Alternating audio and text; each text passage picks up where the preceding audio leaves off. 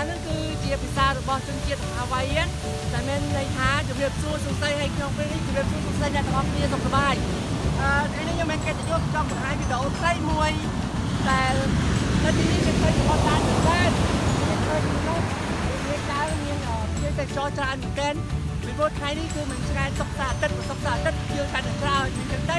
ខ្ញុំចង់និយាយថាសមុទ្រខ្មែរយើងគឺក៏ស្អាតច្រើនណាស់ហើយស្អាតប៉ុន្តែអ្វីដែលយើងចាប់អារម្មណ៍គឺថាជាប្រវត្តិខ្មែរយើងមួយចំនួនដែលរស់នៅទីនោះឬក៏ជាភ្ញៀវទេសចរគឺមិនដែលគិតថាជួយរក្សាបរិស្ថានឲ្យបានសមុទ្រយើងស្អាតអញ្ចឹងពីព្រោះថាបើសិនណានៅបច្ចុប្បន្នខ្ញុំដឹងថាភ្ញៀវទេសចរកម្រិតណាដែលពុទ្ធសាសនានៅក្នុងសមុទ្ររបស់ខ្មែរយើងហើយនិយាយរួមទៅគឺសមុទ្ររបស់ខ្មែរយើងគឺមិនមានជាមានតិចណាស់គឺមាននៅកំពតមានកំពង់សោមពិសេសពេលណាបើយើងមិនជួយថែរក្សានៅសមុទ្រយើងបានស្អាតទេយើងបាត់បង់ជាតិចរបាត់បង់ជាតិចរមកយើងបាត់បង់ថាវិការរត់ច្រើនទាំងថាវិការរបស់ជាប្រវត្តិរស់នៅក្នុងទីក្រុងផងក៏ថាវិការរត់ពិសេសខ្ញុំគិតថា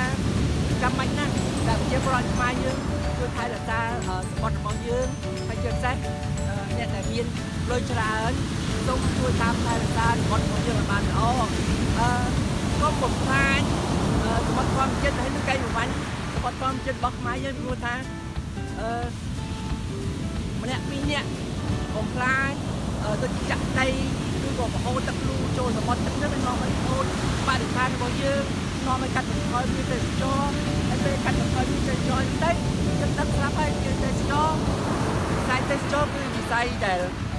ឧស្សាហកម្មមានផ្សែងដែលជាប្រវត្តិខ្មែររបស់យើងគឺទទួលបានផលប្រយោជន៍ច្រើនគឺជាលេខ2ដែលថាវិការយើងទទួលបានហើយនៅហាវ៉ៃនេះយើងឃើញហើយថាវិការដែលជាប្រវត្តិរបស់ជនជាតិហាវ៉ៃទទួលបានគឺច្រើនណាស់ប្រហែល70ទៅ80%គឺវិស័យទេសចរហ្នឹងឯងសប្បាយមែនតើមិនដែលឃើញសមុទ្រណាស់ស្អាតអញ្ចឹងទេយើងក៏មិនជួយថែរក្សាសមុទ្ររបស់យើងកុំបំផ្លាញដើម្បីទទួលផលប្រយោជន៍ពីភ្ញៀវទេសចរទាំងអស់គ្នាហើយបើសិនណាខ្ញុំនិយាយទៅថាល្អនាំមកជួយ share ម្នាក់មួយហើយបើមិនល្អខ្ញុំសុំទោសពីព្រោះខ្ញុំនឹកឃើញបើគេខ្ញុំស្ដាយមែនតើស្ដាយសមុទ្ររបស់យើងគួរតែជួយរក្សាទុកឲ្យបានល្អច្រើនដើម្បីចាក់ទាញជាទេសចរមកប្រជាជនកម្ពុជាយើងដែលយើងល្បីថាសមុទ្រខ្មែរគឺជាសមុទ្រដែលមានខ្សាច់ល្អហើយមានទឹកហើយទឹកពណ៌ blue water ទឹកថ្លាល្អគឺគាត់យើងមិនចាញ់ទេគាត់ថាយើងមិនទៅចេះថែរក្សាវាដូច្នេះអរគុណច្រើនហើយតាមដានទាំងអស់គ្នាមើល Sunset Beach វិញម្ដងនៅរដ្ឋហាវ៉ៃរបស់យើង